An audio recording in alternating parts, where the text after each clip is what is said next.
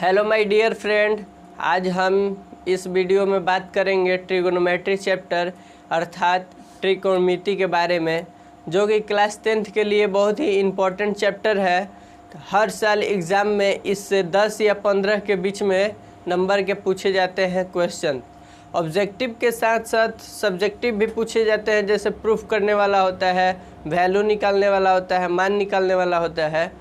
तो objective question का solution हम बाद में कराएंगे। अभी फ़िलहाल हम देखेंगे कि सब्जेक्टिव में कौन कौन से क्वेश्चन आते हैं, और चैप्टर वाइज मैं बताते चलूँगा कि ये क्वेश्चन इंपॉर्टेंट है, प्रीवियस ईयर के हैं, जो कि एग्ज़ाम में बार बार रिपीट किए जाते हैं।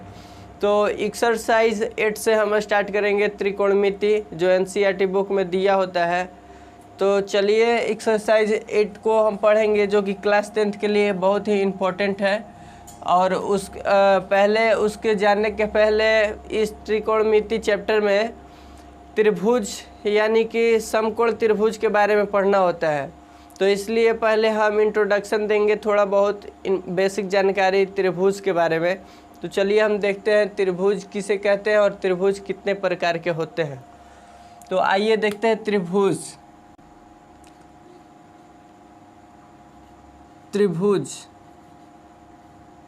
त्रिभुज कहने का मतलब है, इंग्लिश में इसे ट्रायंगल बोला जाता है, ट्रायंगल कहा जाता है। और ये टोटल 6 प्रकार के होते हैं, भुजा के आधार पर और कोण के आधार पर। पहले आइए हम समझते हैं त्रिभुज किसे कहते हैं। तो 3 भुजाओं से घिरे हुए क्षेत्र को त्रिभुज कहते हैं। अर्थात कहने का मतलब 3 भुजा, जैसे 1 हो गया, 2 हो गया, 3 हो गया, तो ये त्रिभुज कहलाएगा। शायद भले ही यह कोई भी त्रिभुज हो, विषमबाहु त्रिभुज या समद्विबाहु त्रिभुज हो, लेकिन है तो त्रिभुज ही ना। एक और देखते हैं, ये भी त्रिभुज ही है, ये भी त्रिभुज ही है। मतलब 3 भुजाओं से घिरे हुए क्षेत्र को त्रिभुज कहते हैं। अब इसी में 3 भुजा के साथ साथ 3 कोण भी होते हैं। जैसे फर्स्ट कोण, तो आपको मालूम होगा 9th या 8th क्लास में आपने पढ़े होंगे कि 2 किरण के बीच की जो इनिशियल पॉइंट होती है, शुरुआती पॉइंट, जहाँ से वह गुजरने की चलने की बिंदु होती है, और यहाँ से दोनों रेखाओं के बीच के झुकाव में जो बनता है उसे कोण कहते हैं। यानी कि 2 भुजाओं से इनके बीच में बनने वाला जो मान होता है इसे कोण कहते हैं, एंगल कहते हैं। तो आइए हम देखते हैं फर्स्ट ऑफ ऑल कि त्रिभुज 2 प्रकार के होते हैं, त्रिभुज 6 प्रकार के होते हैं, और कौन कौन होते हैं और किस बेस के आधार पर होते हैं। तो आप त्रिभुज का परिभाषा लिखना चाहते हैं तो लिख सकते हैं कि 3 भुजाओं से घेरे हुए क्षेत्र जिन्हें त्रिभुज कहते हैं। क्या? 3 भुजाओं से घेरे हुए क्षेत्र को त्रिभुज कहते हैं। या इंग्लिश में आप लिखना चाहते हैं तो आप लिख सकते हैं, that's area which is made by 3 side is called triangle. यानी कि 3 भुजाओं से घिरे हुए क्षेत्र या एरिया को त्रिभुज कहते हैं। आइए देखते हैं इन्हें 2 तरह से, एक भुजा के आधार पर और एक कोण के आधार पर। फर्स्ट ऑफ ऑल हम देखते हैं भुजा के आधार पर। भुजा के आधार पर, on the basis of side, on the basis of side. And कोण के आधार पर, कोण के आधार पर, on the base of angle, on the base of angle, on the base of side. तो on the base of side यानी भुजा के आधार पर 3 होते हैं। फर्स्ट हम देखेंगे समबाहु त्रिभुज, समबाहु त्रिभुज, जिसे इंग्लिश में कहा जाता है इक्विलैटरल ट्रायंगल, इक्विलैटरल ट्रायंगल। अब आइए हम इसको समझते हैं कि इक्विलैटरल ट्रायंगल क्या होता है और किसे कहते हैं। तो इक्विलैटरल ट्रायंगल यानी कि समबाहु त्रिभुज कहने का मतलब है कि सम मतलब बराबर, बाहु मतलब भुजा, यानी कि ऐसे त्रिभुज जिसमें तीनों भुजाएं आपस में बराबर होती है, तीनों भुजाएं का मान, तीनों भुजाएं की लंबाई बराबर होती है। जैसे हम फिगर से समझेंगे कि ये एक त्रिभुज हुआ और जिसमें जितना मान इसका होगा उतना ही मान इसका होगा, और इन दोनों के बराबर ये होगा, अर्थात इसके बराबर ये कहिए, ये इसके बराबर ये कहिए, तीनों आपस में बराबर होंगे। तो जब तीनों आपस में बराबर होंगे तो आपको एक नोट याद करना होगा कि समबाहु त्रिभुज में बनने वाले जो कोण होते हैं, तीनों कोण का मान सेम होता है और वो होते हैं 60 डिग्री। कितने? उनके बीच में 60 डिग्री का कोण बनता है, जिन्हें समबाहु त्रिभुज कहते हैं। अब हम समझेंगे सेकेंड, समद्विबाहु त्रिभुज।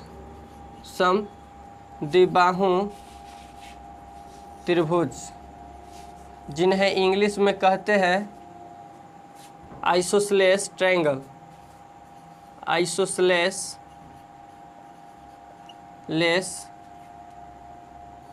ट्रायंगल। अब आइए हम समझते हैं आइसोसेलेस ट्रायंगल किसे कहते हैं। तो ऐसे त्रिभुज जिसमें दो भुजाएं आपस में बराबर होती है, अर्थात कि सम मतलब बराबर, द्वि मतलब दो, बाहु मतलब भुजा। ऐसे त्रिभुज जिसमें दो भुजाएं बराबर हो उन्हें समद्विबाहु त्रिभुज कहते हैं। जैसे कि मैंने एक त्रिभुज लिया और सपोज दैट कि इस त्रिभुज में जितना मान इसका है उतना ही मान इसका है, और ये एक डिफरेंट साइड है, मतलब अलग भुजा है, और इन दोनों भुजाएं की मान बराबर है, इन दोनों भुजाएं की लंबाई बराबर है। तो ऐसे त्रिभुज को समद्विबाहु त्रिभुज कहते हैं। और इसमें आप एक नोट लिख सकते हैं कि ऐसे समद्विबाहु त्रिभुज में जो बनते हैं कोण, जैसे यहाँ बनने वाला कोण होगा और यहाँ बनने वाला कोण बराबर होते हैं, क्योंकि अगर एक दूसरे के सामने वाली भुजा अगर कोई भी दो बराबर हो, जैसे इस त्रिभुज में अगर ये एक दूसरे के बराबर है, तो इन दोनों भुजाएं के सामने वाले बनने वाले जो कोण होते हैं बराबर होते हैं। जैसे कि इस त्रिभुज में इसका मान इसके मान के बराबर है, भुजा 1 के मान भुजा 2 के बराबर है, और भुजा 3 का मान डिफरेंट है, ये अलग है। और ये जो भुजा 1 है, भुजा 1 के सामने वाला जो कोण होगा, जितने डिग्री यहाँ बनेगा उतना ही भुजा 2 के सामने वाले कोण का मान बनता है। अर्थात हम कह सकते हैं कि समद्विबाहु त्रिभुज में बनने वाले जो कोण होते हैं, दो कोण बराबर होते हैं, क्योंकि इनमें बनने वाली दो भुजाएं बराबर होती है। अर्थात यदि आपको दे दिया जाए कि यदि किसी त्रिभुज में दो कोण का मान बराबर है, तो आप बताइए कि वह कौन सा त्रिभुज है, तो आप कह सकते हैं कि वह समद्विबाहु त्रिभुज है। तो इसी प्रकार हमने समबाहु त्रिभुज को आपने समझा। तो आइए हम थर्ड देखते हैं, विषमबाहु त्रिभुज, यानी विषमबाहु त्रिभुज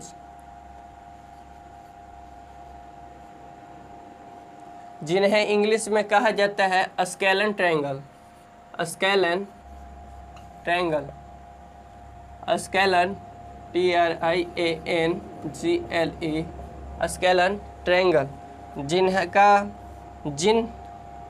जिन त्रिभुज का मान सभी जगह अलग अलग होता है, जैसे भुजा के तौर पर या कोण के तौर पर। आइए हम समझते हैं विषमबाहु त्रिभुज।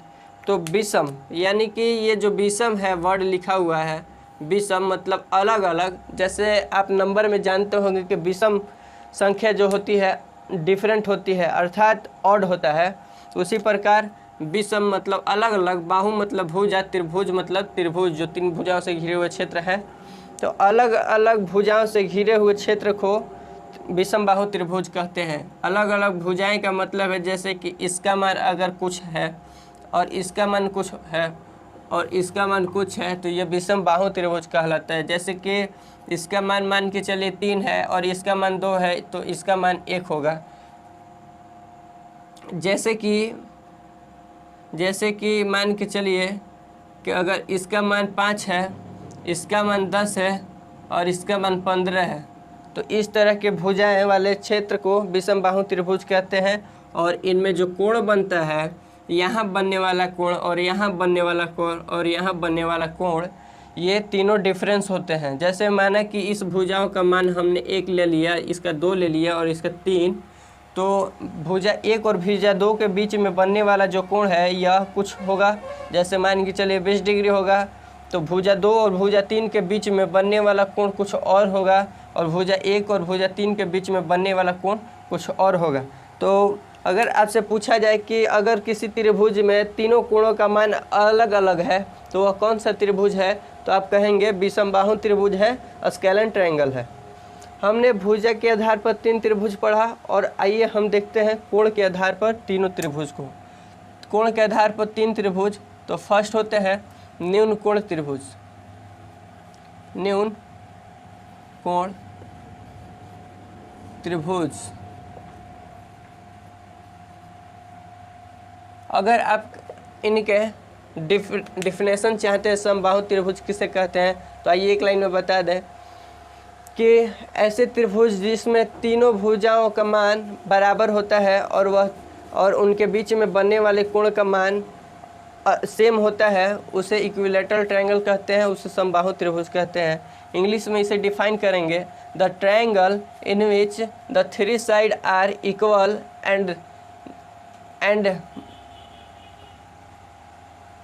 and the angle which is made by 2 sides is equal, other angle is called equilateral triangle।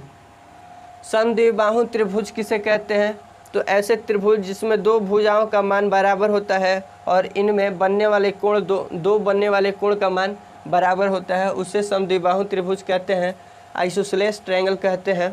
तो आइसोसेलेस ट्रायंगल का अगर डिफिनेशन आप चाहते हैं तो आप लिख सकते हैं कि the triangle in which 2 sides the value of 2 sides is equal and in which and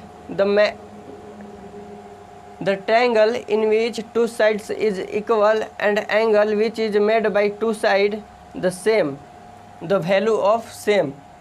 इस तरह से आप लिख सकते हैं। विषमबाहु त्रिभुज को आइए समझिए कि विषमबाहु त्रिभुज एक ऐसा त्रिभुज जिसमें 3 भुजाओं से बनने वाला जो त्रिभुज है, इन तीनों भुजाओं का मान अलग अलग हो, उसे विषमबाहु त्रिभुज कहते हैं, और इनके बीच जो बनने वाला कोण होता है, ये तीनों कोणों का मान अलग अलग होता है, उसे स्केलन ट्रायंगल कहते हैं, विषमबाहु त्रिभुज कहते हैं। तो इसको आप इंग्लिश में समझिएगा तो लिख सकते हैं आप, the triangle in which the value of 3 sides is different and the angle which is made by 2 side the 3 angle is different is called scalene triangle. तो आइए अब हम समझते हैं न्यून कोण को कोण के आधार पर। तो न्यून कोण को कहते हैं इंग्लिश में acute angle, acute angle, acute angle triangle. ऐसे त्रिभुज जिनमें तीनों कोणों का मान जो होगा वो 90 डिग्री से कम होता है। तो इसका डिफिनेशन समझिए, आप कह सकते हैं कि ऐसे त्रिभुज जिनमें तीनों कोणों का मान जो होता है वह 180 डिग्री होता है, जिनमें कोणों का मान होता है जो 0 डिग्री से अधिक और 90 डिग्री से कम, उन्हें न्यून कोण त्रिभुज कहते हैं, एक्यूट एंगल ट्रायंगल कहते हैं। तो अगर आप इन्हें इंग्लिश में डिफाइन करना चाहते हैं तो इन्हें हम लिखेंगे, the angle in which the value of triangle more than 0 degree and less than 19 degree is called न्यून कोण त्रिभुज, एक्यूट एंगल ट्रायंगल। जैसे कोण, तो इसका जो मान होता है 0 डिग्री से अधिक, 0 डिग्री से अधिक और 90 डिग्री से कम होता है, उसे न्यून कोण त्रिभुज कहते हैं। जैसे कि यहाँ जो बनेगा कोण वह जैसे 30 डिग्री बना, जैसे यहाँ 30 डिग्री बना, जैसे यहाँ बनेगा 60 डिग्री, यहाँ 70 डिग्री, यहाँ 50 डिग्री। और आप नोट में लिख लीजिएगा कि त्रिभुज में तीनों कोणों का मान 180 डिग्री होता है। अर्थात अगर आपको कोई त्रिभुज ये दे दे और पूछे कि यहाँ भैया 60 है, यहाँ भैया 70 है, तो यहाँ कितना डिग्री एंगल होगा, तो आपको बताना होगा इन दोनों को जोड़ करके 180 में से माइनस कर दीजिएगा। चूँकि आप जानते हैं कि जैसे कि माना कि यहाँ ए है, यहाँ बी है, यहाँ सी है, तो कोण ए प्लस कोण बी प्लस कोण सी का जो मान होता है 180 डिग्री के बराबर होता है। तीनों कोणों को जब हम जोड़ेंगे तो वह 180 डिग्री के बराबर होता है।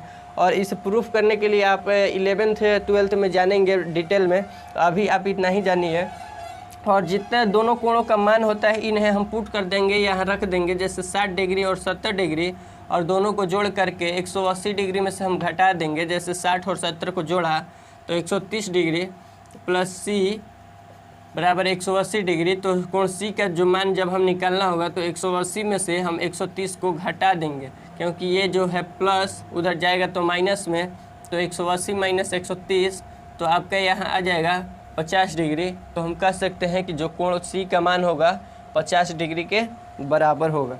तो आशा करता हूँ कि आप इसे समझे होंगे। तो आइए हम देखते हैं अगला कोण के आधार पर। अब होता है सेकेंड में होता है समकोण त्रिभुज। समकोण त्रिभुज जिन्हें इंग्लिश में कहा जाता है right angle triangle. Right angle triangle.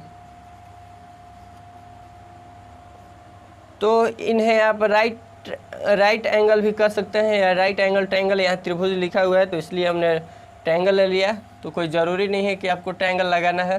तो आइए हम इन्हें समझते हैं। तो मेन जो ट्रिग्नोमेट्री का पार्ट है, रचयिता है, ये समकोण है। समकोण के बेस पर ही जो तीनों 6 मान होते हैं साइन थीटा कोस थीटा, इन्हीं ट्रायंगल पर रन करते हैं।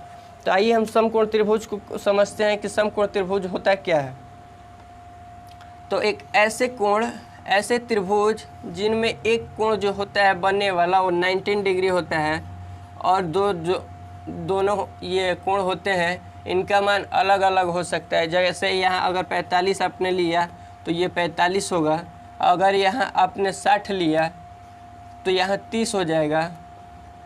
अगर यहाँ इस समकोण त्रिभुज में आपने यहाँ 90 लिया, 90 तो होता ही है समकोण त्रिभुज में, अगर आपने यहाँ 50 लिया तो आपका हो जाएगा यहाँ 40 डिग्री। इस तरह से ये जो कोण होते हैं, यहाँ जो समकोण होते हैं ये समकोण, तो यहाँ बनने वाला जो कोण होता है 90 डिग्री फिक्स होता है, और यहाँ के कोण जो होते हैं बदलते रहते हैं। तो इनका डेफिनेशन हम देखेंगे तो कहेंगे कि समकोण त्रिभुज एक ऐसा त्रिभुज है जिसमें दो कोणों के बीच का बनने वाला कोण 90 डिग्री होता है, और दो जो भुजाओं के बीच में बनने वाला कोण है वह अलग अलग डिग्री का कोण का होता है, उन्हें समकोण त्रिभुज कहते हैं। अर्थात right angle triangle is a triangle in which the value of one angle is equal to 19 degree is called right angle triangle and the value of two angle is different। अर्थात दो भुजाओं का मान अलग अलग होता है, उन्हें समकोण त्रिभुज कहते हैं। तो समकोण त्रिभुज के बारे में और हम डिटेल जानेंगे। पहले हम जानते हैं होते हैं अधिक कोण। अधिक कोण जिन्हें इंग्लिश में कहा जाता है obtuse angle. Obtuse angle triangle. Obtuse angle triangle, तो इनमें हम देखेंगे कि ये किसे कहते हैं। अधिक कोण त्रिभुज। अधिक कोण, यह त्रिभुज का हम साइन लगा देते हैं। त्रिभुज ना लिख करके आप त्रिभुज का साइन लगा सकते हैं, कोई दिक्कत नहीं है। अधिक कोण त्रिभुज ऐसे त्रिभुज कोणों का मान जिनमें एक कोणों का मान 90 डिग्री से अधिक और 180 डिग्री से कम होता है उसे अधिक कोण कहते हैं, उन्हें ऑब्ट्यूज एंगल ट्रायंगल कहते हैं। यानी इंग्लिश में आप समझिएगा, the triangle in which the value of one angle is more than 19 degree and less than 180 degree यानी कि 180 डिग्री इज कॉल्ड अधिक कोण, is called obtuse angle triangle. तो आप जितने भी मैं डिफाइन कर रहा हूँ उनका परिभाषा तो आप लिख सकते हैं कॉपी पर, और मैं यदि बोर्ड पर लिखने लगा तो ज़्यादा टाइम लगेगा, तो आप अपने फेयर में या नोट कॉपी में उसे उतार सकते हैं, वीडियो को सुन करके उन्हें रोक करके।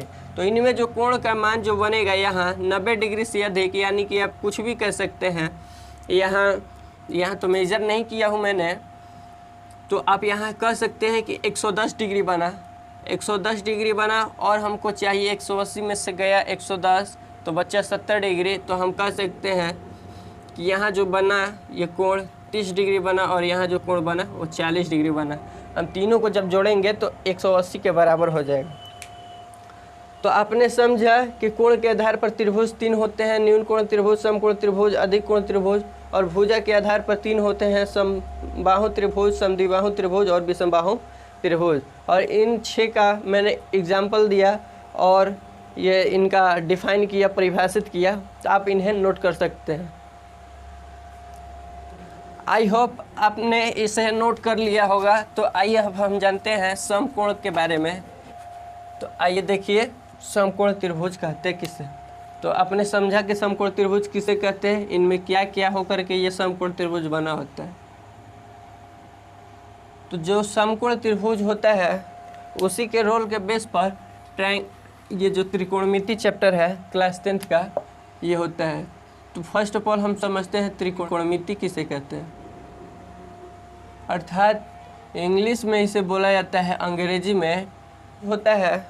उसी के रोल के बेस पर ये जो त्रिकोणमिति चैप्टर है क्लास 10th का ये होता है। तो फर्स्ट ऑफ ऑल हम समझते हैं त्रिकोणमिति किसे कहते हैं। त्रिकोणमिति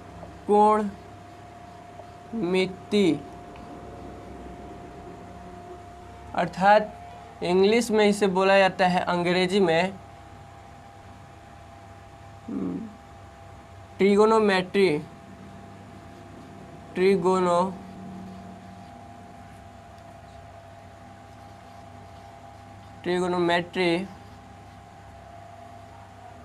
तो त्रिकोणमिति, तो त्रिकोणमिति का मतलब होता है त्रि मतलब 3, ये 3 वर्ड से मिलकर बने होते हैं। त्रि मतलब 3, कोण मतलब तो आपने जान ही गया, आप तो जानते ही हैं कि 2 भुजाओं के बीच में बनने वाला जो झुकाव होता है उनका मान कोण कहलाता है।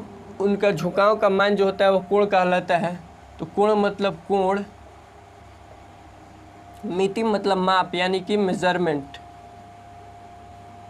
तो त्रिकोणमिति में क्या पढ़ना होता है आप समझ चुके होंगे कि 3 कोणों का मान को जो मापने का सिस्टम है उन्हें त्रिकोणमिति के अंदर पढ़ा जाता है, उसे त्रिकोणमिति कहते हैं, ट्राइगोनोमेट्री कहते हैं। तो ये जो होते हैं समकोण त्रिभुज के पर बेसिस होते हैं। तो आइए समकोण त्रिभुज को और डिटेल में हम समझते हैं कि समकोण त्रिभुज में 2 भुजाओं के बीच में बनने वाला कोण जो होता है 90 डिग्री होता है, ये फिक्स होता है। और यहाँ का मान जो होगा और यहाँ का मान चेंजिंग होता रहता है। यहाँ अगर कम होगा तो यहाँ ज़्यादा होगा, यहाँ ज़्यादा होगा तो यहाँ कम होगा। उसी तरह से समकोण त्रिभुज में चेंज होते रहते हैं। तो समकोण त्रिभुज जो है इनका तो कुछ नाम होगा, इनका कुछ नाम हो सकता है, इनका कुछ नाम हो सकता है। इनका नाम के बारे में जानेंगे तो इन्हें कहते हैं आधार। आधार किसे, यहाँ से लेकर के यहाँ के बीच की जो दूरी है इन्हें कहा जाता है आधार। क्योंकि आधार का मतलब आप समझते हैं कि आधार यानी कि ऐसा कोई जगह जिस पर कुछ होता है, जिस पर कोई भी चीज़ निर्भर होता है उसे आधार कहते हैं। जैसे मेरा पैर है, हमारा सबका पैर होता है, वो भूमि पर आधारित रहता है यानी कि आधार रहता है, स्थिर रहता है, तो उसे आधार कहते हैं। जैसे हमारा पाँव का आधार क्या है तो भूमि है, धरती है। तो उसी प्रकार ये कोण का जो है, इस कोण का आधार को क्या है, ये है, तो इसे आधार कहा जाता है। आधार को अंग्रेजी में बोला जाता है बेस, बेस लिख सकते हैं। इन्हें बोला जाता है लंब। क्या बोला जाता है, तो लंब, जिन्हें बोला जाता है अंग्रेजी में परपेंडिकुलर,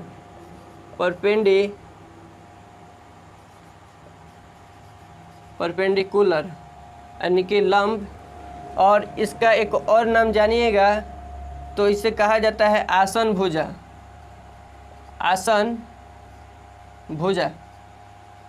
बहुत लोग इसे नहीं जानते हैं कि इसी को आसन भुजा कहते हैं, क्योंकि ये जो त्रिभुज है, जैसे शिव जी हैं कैलाश पर्वत पर तो आसन मार के बैठे हुए होते हैं, तो आधारित रहते हैं किस पर, कैलाश पर्वत पर। उसी प्रकार ये जो त्रिभुज है आधार है किस पर, इस पर, यानी कि आसन मार करके बैठा हुआ है, तो इसलिए इसे आसन भुजा कहते हैं। अब और ये जो ट्रायंगल है इसमें मेन जो मुखिया होता है यहाँ होता है, इसी के अनुसार चलता है कि मान हमें किसी का निकालना होता है या कोई भी साइन थीटा कोस थीटा, मैं बाद में अगली पीढ़ी में बात करता हूँ साइन थीटा कोस थीटा के बारे में। जितने भी मान होते हैं डील यहाँ से होते हैं, तो आप इसे कह सकते हैं मेन है ये एंगल जो है ये मेन है। तो ये मेन के सामने जो होता है स से सामने, तो इसे सम्मुख भुजा कहते हैं। इस लंब को आप क्या कह सकते हैं? सम्मुख भुजा। सम्मुख भुजा, क्योंकि माना कि ये मुखिया है, ये एंगल का जो इस ट्रायंगल का यानी त्रिभुज का ये मुखिया है, तो मुखिया के सामने वाला जो भुजा है इसे सम्मुख आप कह सकते हैं। यहाँ से और यहाँ के बीच को आप परपेंडिकुलर कह सकते हैं, लंब कह सकते हैं और सम्मुख भुजा भी कह सकते हैं। अब आइए इसके बारे में जानते हैं भैया, इसको क्या कहते हैं। तो इसका नाम है कर्ण। इसका नाम है कर्ण यानी कि हाइपोटेनस, हाइपोटेनस जिसे कहा जाता है कर्ण। या आप महाभारत की कहानी जानते होंगे, तो उसमें जो पांचों पांडवों के बीच एक और कोई था बड़ा भाई जिन्हें कर्ण कहा जाता था, जिन्हें और उनके बारे में कहानी है, तो आप जान सकते हैं उसके बारे में। तो जो यानी कि आपके घर में जो भी कोई बड़ा है उसे आप कर्ण कह सकते हैं। तो आप समकोण त्रिभुज में कभी भी जो देखिएगा सबसे बड़ी भुजा जो होती है ये होती है कर्ण, जिसे कहा जाता है हाइपोटेनस, या आप कह सकते हैं ये डायगोनल है। क्या है? डायगोनल। डायगोनल आप जब 12 में जाएंगे तो इनके ये डायगोनल जो है बहुत बार आपको सुनने को मिलेंगे, जिन्हें कहा जाता है कर्ण, हाइपोटेनस, और इन्हें कहा जाता है सम्मुख भुजा या लंब या परपेंडिकुलर, और इन्हें कहा जाता है आधार बेस या आसन भुजा। और यहाँ जो बनने वाला कोण होता है ये दोनों डिफरेंट होते हैं, और यहाँ फिक्स जो होता है वो 19 डिग्री होता है।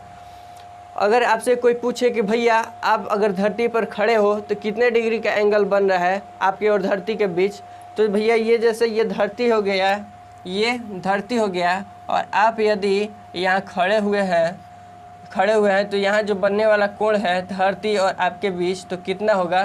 तो कभी भी कितना होता है अब बताइए? 90 डिग्री होता है। यहाँ यदि आप खड़े हैं तो यहाँ 90 डिग्री बनेगा। या कोई भी चीज़ अगर लटक रहा हो, जैसे पंखा लटक रहा है छत से, तो पंखा के डंटी और छत के बीच जो कोण बनेगा यहाँ ये कितने डिग्री का बनेगा? 90 डिग्री का। तो 90 डिग्री का दुनिया में बहुत सारे एग्जाम्पल हैं, तो मैक्सिमम हमें समकोण त्रिभुज के बारे में ही अपने डेली लाइफ में पढ़ना होता है। तो इन्हें आप समझ चुके हैं कि समकोण त्रिभुज किसे कहते हैं, और समकोण त्रिभुज में जो भुजाएं होते हैं इनका क्या क्या नाम होते हैं। तो अब हम देखते हैं कि इनके बारे में मैथमेटिकल कुछ आइटम होते हैं। जैसे कहा जाता है कि इसके और इसके बीच में कुछ तो संबंध होंगे ना, जैसे कि लंब और आधार के बीच में कुछ संबंध होंगे। तो लंब और आधार के बीच में बताने वाले संबंध, यानी कि इसके दोनों के बीच में लंब और आधार, लंब प्लस आधार दोनों के बीच में बताने वाले संबंध जो होते हैं उन्हें कहते हैं टेन। और इन दोनों के बीच में बताने वाले संबंध को टेन कहते हैं। और आपको मालूम होगा कि लंब और आधार के बीच में कुछ तो यहाँ डिग्री थीटा बनता होगा, एंगल बनता होगा। तो उस एंगल को हमने मान लिया जाता है, हम मान लेते हैं मैथमेटिकल गुरुजी के अनुसार यहाँ थीटा, या आप कह सकते हैं कोण ए कोण बी, यानी जितना भी यहाँ दिया हो उसे आप मान सकते हैं इसके जगह पर। तो इसे कहा जाता है एंगल, यानी कोण, एंगल। कोई पूछे कि ये क्या होता है भाई थीटा, तो एंगल होता है, कोण होता है। जो लंब और आधार के बीच टेन होते हैं उनके बीच में बनने वाले कोण को यह दर्शाता है। आपने जाना कि लंब और आधार के बीच को दर्शाने वाले संबंध को टेन कहते हैं। आप जानिए कि लंब और कर्ण, जो लंब और कर्ण है, ये जो कर्ण गया है ये लंब है, तो इन दोनों के बीच में कोई तो संबंध होगा। तो लंब और कर्ण के बीच, लंब और कर्ण के बीच संबंध दर्शाने वाले को कहते हैं साइन।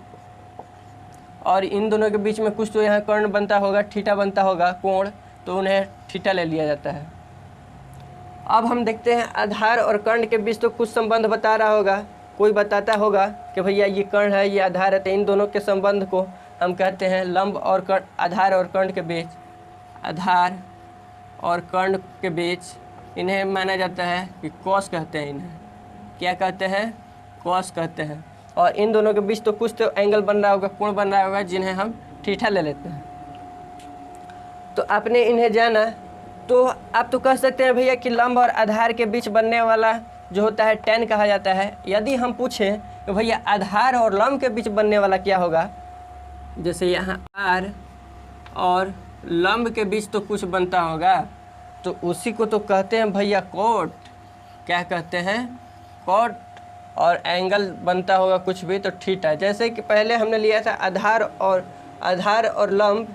जैसे यहाँ लिया लंब और लिया आधार, तो इन्हें इधर से इधर आया तो इन्हें tan ले लिए। और यदि आधार से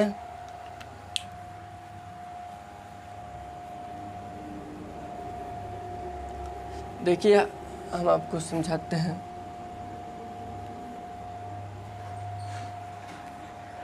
पहले लिया हमने लंब, ये लंब है, आधार है, ये कर्ण है। तो लंब से जब चला आधार की तरफ तो इसको हमने ले लिया क्या? tan। और यहाँ जो कोण बन रहा था उसे मान लिया थीटा। तो आधार से भी तो कोई लंब के बीच संबंध बन रहा होगा, आधार और लंब के बीच भी तो संबंध बन रहा होगा, तो उसी को तो कहते हैं कोट। और इन दोनों के बीच में, इन दोनों के भुजाओं के बीच में बनने वाले कोण को ले लेते हैं थीटा। उसी प्रकार इन जो ये तीन हुए हैं, tan है, sin है, cos है, इन तीनों का विपरीत संबंध बनता है, तो उसी को क्या कहते हैं? देखिए, जैसे यहाँ लंब और आधार है तो tan हुआ, उसी को पलट दिए आधार और लंब, तो उन्हें कोट कहते हैं। इसी तरह से इसको देखेंगे कि लंब और कर्ण है, यदि कर्ण और लंब हो जाए तो उन्हें क्या कहेंगे? तो उन्हें कहते हैं कोसाइन, यानी कोसेक।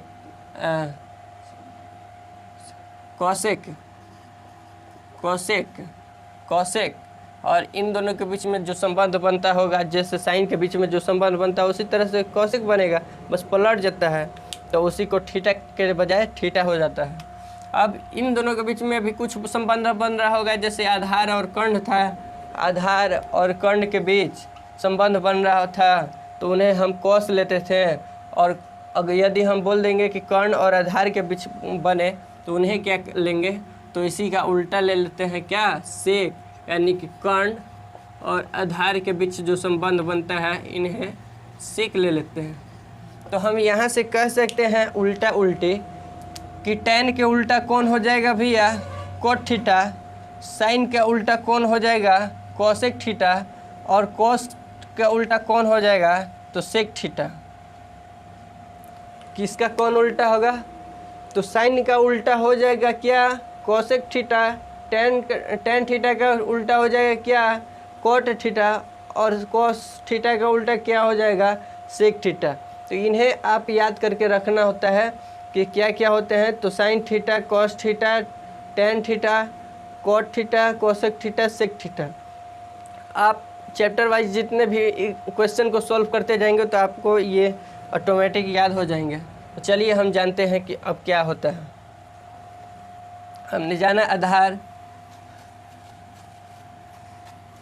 अब जाइए कुछ इम्पोर्टेंट फार्मूला होते हैं साइन कोस से रिलेटेड, जो ट्रिग्नोमेट्री के लिए इम्पोर्टेंट होते हैं, उन्हें सॉल्व करते हैं। उनके बिना आप ऐसे फार्मूले होते हैं जिन पर त्रिकोणमिति ख़त्म हो जाएगा पूरी तरह से। उसी फार्मूला को आइए हम डील करते हैं। वो कौन कौन से इम्पोर्टेंट फार्मूलाज होते हैं, यानी कि आप कहते हैं क्या? सूत्र। तो पहले तो आप जानिए कि साइन थीटा बराबर होता है क्या? साइन थीटा बराबर होता है एक त्रिभुज ले लिया जाए। कौन लेंगे तो आप तो जानते ही हैं कि समकोण त्रिभुज लिया जाएगा भाई। तो यहाँ हो जाएगा 90 डिग्री, यहाँ कुछ θ1 और यहाँ मान के चलिए θ2। तो कभी भी हम साइन यहाँ थीटा और यहाँ θ1, तो यदि कभी भी साइन थीटा लिया गया तो थीटा यहाँ हो गया, यहाँ कुछ और होगा तो मुखिया हम काहे कह रहे थे? तो अब समझिए कि यहाँ जो थीटा होता है इसी के अनुसार साइन, जब यहाँ हम साइन रखेंगे यहाँ नहीं यहाँ, तो क्या हो जाएगा? कहेगा कि साइन कि लंब बटा में हम कर्ण होते हैं। क्या होते हैं? लंब। ये हो गया लंब, ये आधार, ये कर्ण। साइन बराबर क्या होता है? तो लंब बटा में कर्ण। कोस थीटा बराबर क्या होता है? आधार बटा में कर्ण। मतलब कि जब कॉस को यहाँ रखा जाएगा तो कहेगा कि हम आधार और कर्ण के बीच संबंध बताते हैं। कहाँ कहाँ? आधार और कर्ण के बीच में। तो कॉस थीटा बराबर हो जाएगा आधार बट्टा में कर्ण। अब देखते हैं टेन थीटा बराबर टेन थीटा, यानी कि जब यहाँ टेन को रखा जाएगा तो ये बोलेगा कि भैया आप दोनों तो इसके बीच में संबंध दर्शा लिए, साइन भैया इसके और इसके बीच में संबंध दर्शा लिए, तो हम कहाँ के दर्शाएं? तो वो जो टेन भाई होते हैं वो बोलते हैं कि लंब और आधार के बीच हम दर्शाएंगे क्या चीज़? अपना मान। तो टेन थीटा बराबर क्या हो जाएगा? लंब बटा में आधार। तो इनके कौन कौन उल्टा होते हैं? मैंने आपको बताया ना कि भैया वहाँ कौन कौन उल्टा होता है। साइन का उल्टा कॉसेक होता है, कॉस का उल्टा सेक होता है, टेन का उल्टा कॉट होता है। तो इसी फॉर्मूला को क्या कर देंगे कि हम पलट देंगे। जैसे कि साइन थीटा बराबर लंब बटा में कर्ण होता था, तो साइन का उल्टा होता है कॉसेक, तो कॉसेक तो इसका क्या हो जाएगा? लंब बटा में कर्ण है तो ये पलट जाएगा, कर्ण चल जाएगा ऊपर है, लंब आ जाएगा नीचे, तो कॉसेक थीटा बराबर होगा कर्ण बटा में लंब। उसी तरह से हम देखेंगे कॉस थीटा का उल्टा क्या चीज़ होता है? सेक थीटा होता है ना। तो सेक थीटा, तो कॉस का उल्टा है सेक, तो इसका मानों को तय उल्टा हो जाएगा। जैसे ये आधार बटा में कर्ण है तो सेक थीटा बराबर क्या होगा? कर्ण बटा में आधार। टेन का उल्टा कौन होता है? कॉट। कॉट तो कहता है कॉट कि जब हम आपके उल्टा है तो आपके मनों के तो उल्टा होंगे हम। तो टेन थीटा बराबर होता है लंब बटा आधार, तो कॉट थीटा बराबर हो जाएगा आधार बटा में लंब। हो जाएगा ना। इस तरह से इन 6 फॉर्मूला के होते हैं। और उल्टा आप समझना चाहते हैं तो यहाँ से आप देख लीजिए, साइन के उल्टा होता है कॉसेक, कॉस का उल्टा होता है सेक, और टेन का उल्टा आपसे पूछा जाए कौन हो जाएगा? कॉट थीटा ना। तो इस तरह से आपने देखा उल्टा सीधा और जाना कि साइन थीटा बराबर क्या होता है, कॉस थीटा बराबर क्या होता है, टेन थीटा बराबर क्या होता है, कॉसेक थीटा बराबर क्या होता है। इस तरह से आप इन दोनों को नहीं समझ जाइएगा क्या होता है। तो इन 6 फॉर्मूला को आप नोट कर लीजिएगा आधार और कर्ण और लंब के आधार पर। एक और आइए फॉर्मूला इसको हम डील करते हैं। और फॉर्मूला क्या क्या है? फॉर्मूला से डराइएगा मत, आपको बताते बताते हम याद करा देंगे, डरना नहीं है। अब और फॉर्मूला देखेंगे इनटू के आधार पर। इनटू के आधार पर हम जब भी आप बोलेंगे क्या इनटू, यानी कि पॉइंट, अर्थात आप कहिए या आप कहिए गुना के आधार पर, इसी को न बोला जाता है इनटू यानी गुना को। हम बोलेंगे ए इंटू बी यानी ए गुना बी। आइए इनटू के आधार पर समझते हैं। मार्कर ख़त्म हो जा रहा है जी।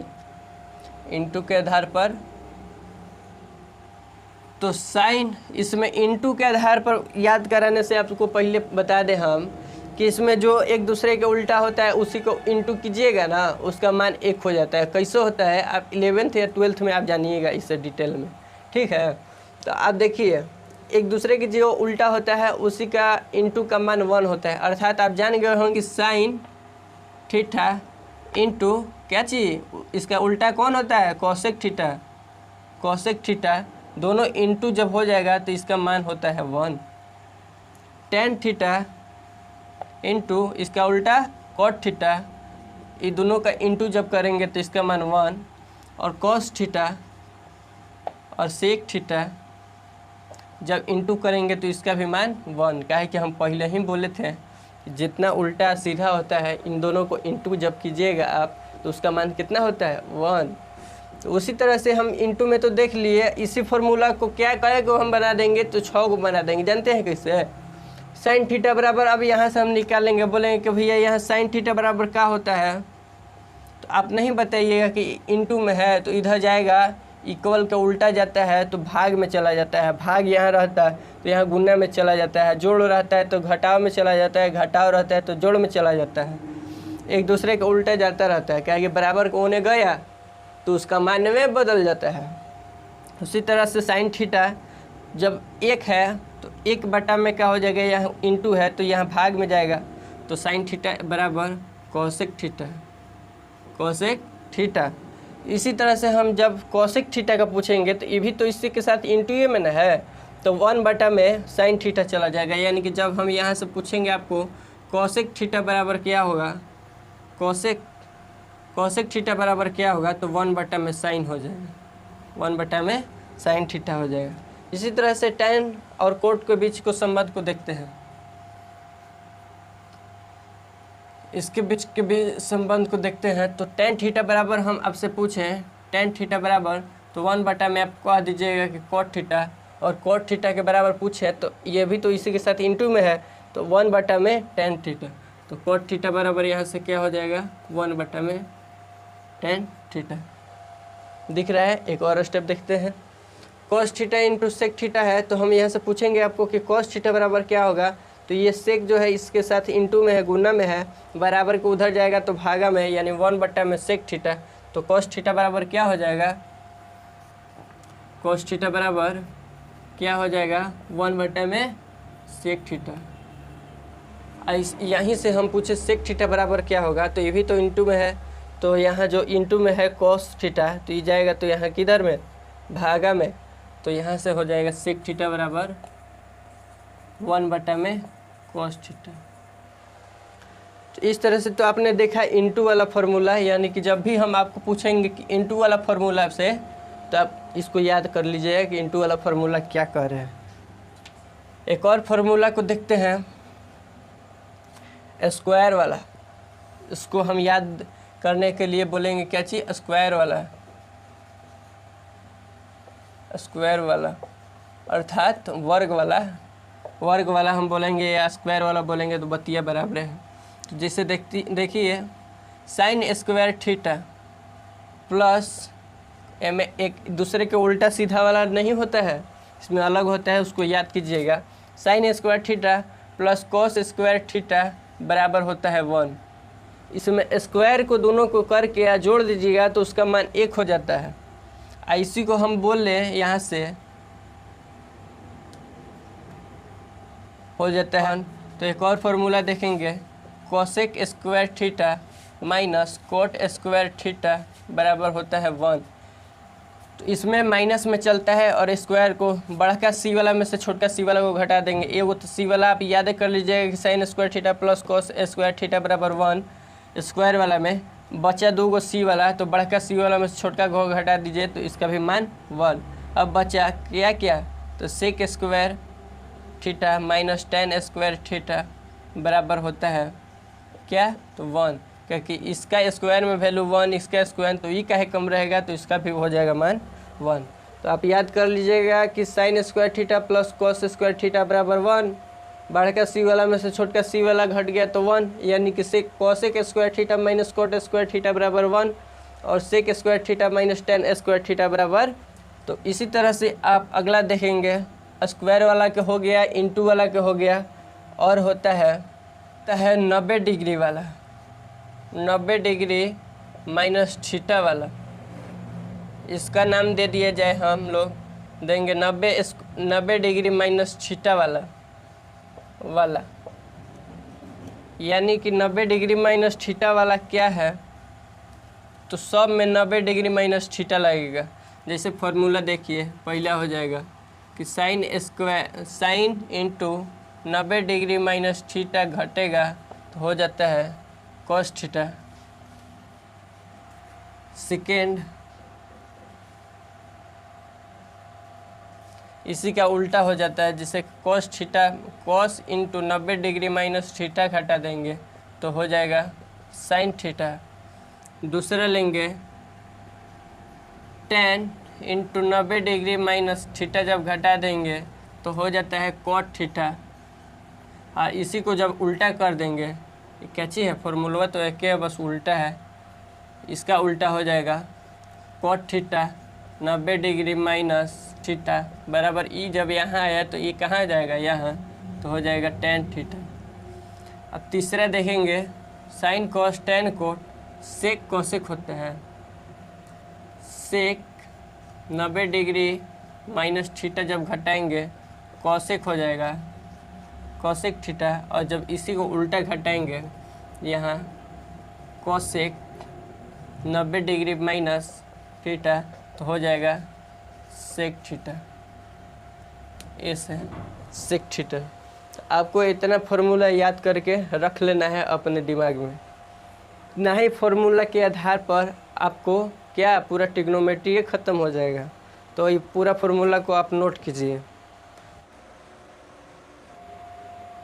इस वीडियो में हमने सोचा था कि कम से कम आज 8.1 स्टार्ट कर देंगे, बट नहीं हो पाएगा, देख रहे हैं, क्योंकि वीडियो बहुत ज़्यादा लंबा हो जाएगा, आपका मन उबर जाएगा। इसलिए हम सोच रहे हैं कि 8.1 जो है अगले वीडियो में पढ़ाएंगे। तो चलिए वीडियो को यहीं तक अंत करते हैं। तब तक के लिए bye bye, take care, see you in the next lesson. अगर आपको वीडियो अच्छा लगा तो चैनल को सब्सक्राइब कीजिए, लाइक कीजिए और अपने दोस्तों को भी प्रेरित कीजिए।